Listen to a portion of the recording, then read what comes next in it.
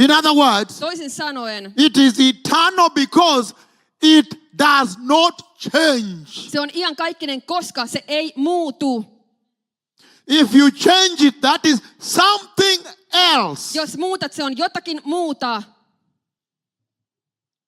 If you change it, make it more modern, that is something else. Jos muutat sitä, He totally abolished and put back. jos muutat sitä moderniksi, se on jotakin muuta. Ja sitten hän poistaa sen ja sanoo, puhdistaa sen kokonaan pois.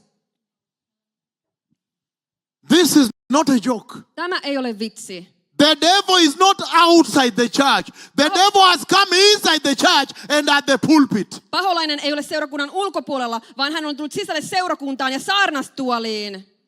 And what he has done is what he did in the garden. Ja se, mitä hän on tehnyt, on sama, mitä hän teki puutarhassa. In the garden, he did not say that, God did not say. He simply changed a little bit. Did God really say that what? He simply changed the word a little bit and death came. Hän vain muutti sanaa pienesti, vähän hiukan, ja sitten kuolema tuli.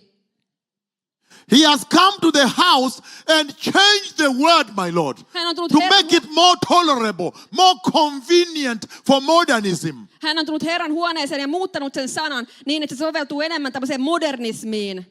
This is serious. Tämä on vakavaa. This is the reason I really wanted to talk to you. Tämä on se syy, miksi halusin todella puhua Because I kanssanne. have seen the coming of the Messiah and I've seen the church taken up. Koska olen nähnyt Messian tulemuksen ja kuinka seurakunta otetaan ylös. You cannot make an error with that. You cannot make a mistake. Ette voi tehdä virheitä tämän kanssa. If you are a pastor, you would want to preach and prepare your church, your sheep to enter the kingdom of God. Jos olet pastori, haluat todella valmistaa sinun karitsasi, lampaasi pääsemään Jumalan valtakuntaan.